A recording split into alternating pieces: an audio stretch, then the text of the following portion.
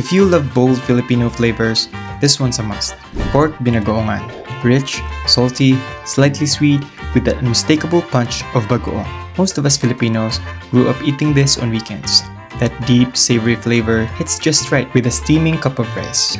Today, I'll show you how easy it is to make using simple ingredients but still packed with all the classic flavors we love. Alright, let's start with the aromatics. In this recipe, I'm using around 8 cloves of garlic. Personally, I like going heavy on the garlic. The more the garlic, the richer the flavor later on, especially once it hits the oil.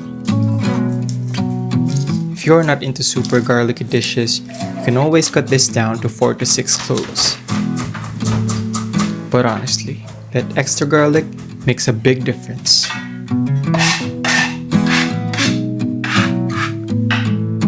Next, chop up 2 medium-sized onions.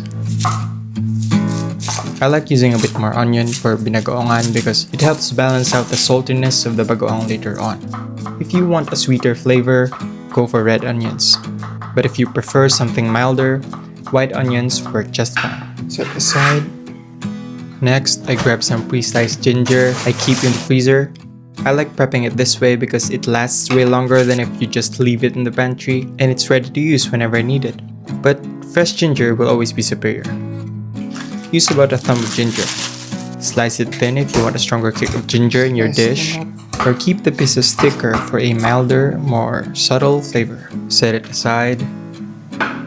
Now it's time to slice the pork. For this recipe, I'm using 800 grams of pork ham, or pigay. But you can also use pork shoulder, kasim, or pork belly, liempo, if that's what you have. I'm cutting the pork into bite-sized pieces, about 1 inch to 1.5 inches, just the right size to soak up all that delicious sauce later. Just make sure the pieces are roughly the same size so they cook evenly. Next, cut up 2 medium-sized eggplants. I like to slice them into rectangular strips, but you can also cut them diagonally if that's what you prefer. After slicing, immediately place them in a bowl of water to prevent browning. This keeps them looking fresh until we're ready to cook. You can add a tiny pinch of salt or a splash of vinegar if you want, but plain water works just fine. If your eggplants are a bit bitter, sprinkle a little salt and let them sit for a few minutes. Then rinse before cooking. I'll use that one. This will help take out the bitterness.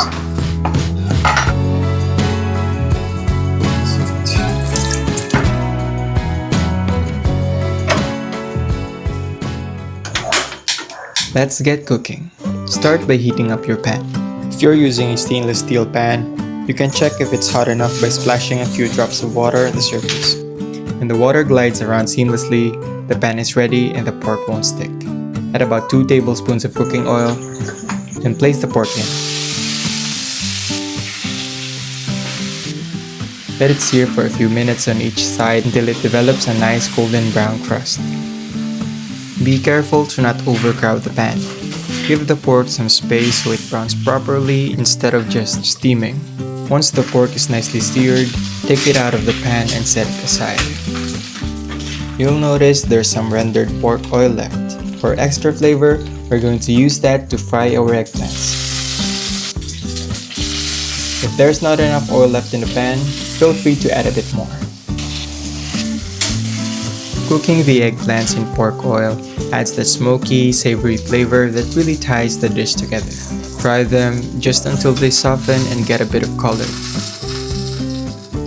Then take them out and set them aside. Repeat the process until you finish cooking all the eggplants.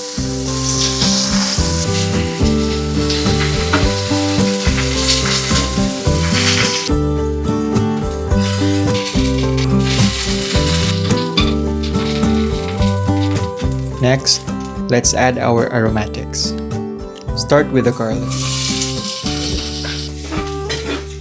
Once it turns golden and fragrant, add in the onions.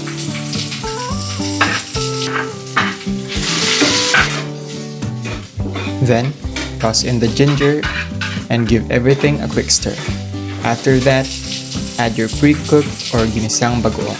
I'm using a homemade one. If you want the recipe for this, feel free to comment down below. Don't worry if you don't have homemade bagoong. It's It's easily available in most Asian supermarkets or grocery stores.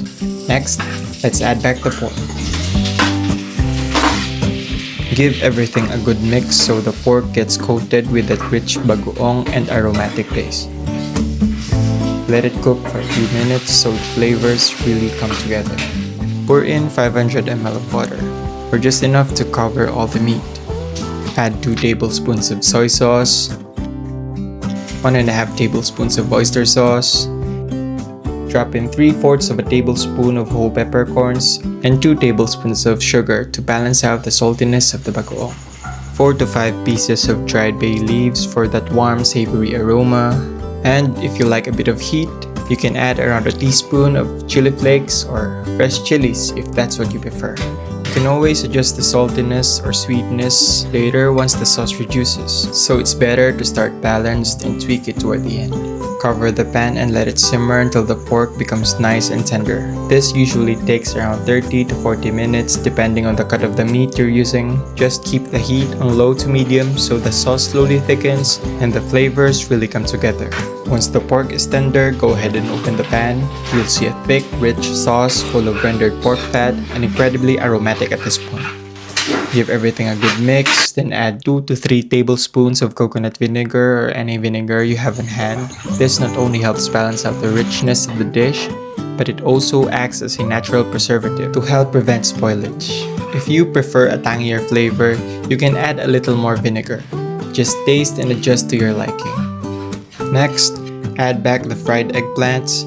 They're already soft and a little bit mushy, so I like to use a silicone spatula to gently fold them into the sauce without breaking them too much. Give everything a good mix so the eggplants soak up all that rich, savory flavor from the pork and the bagoong. And our pork binagoongan is ready to serve.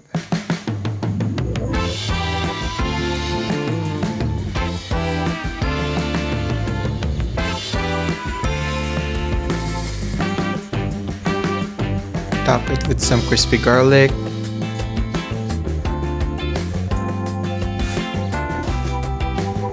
Time to taste. This dish pairs perfectly with rice. The salty, savory, and slightly tangy flavors just hit all the right notes.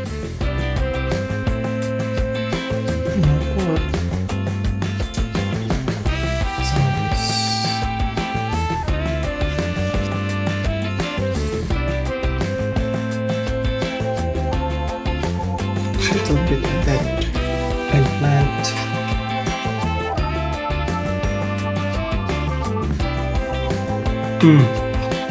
More rice. The tender pork, rich sauce, and that punch of bagoong is absolutely delicious. Pork binagoongan is best enjoyed with family and friends. A steaming bowl of rice and this dish is guaranteed to have everyone going back for seconds.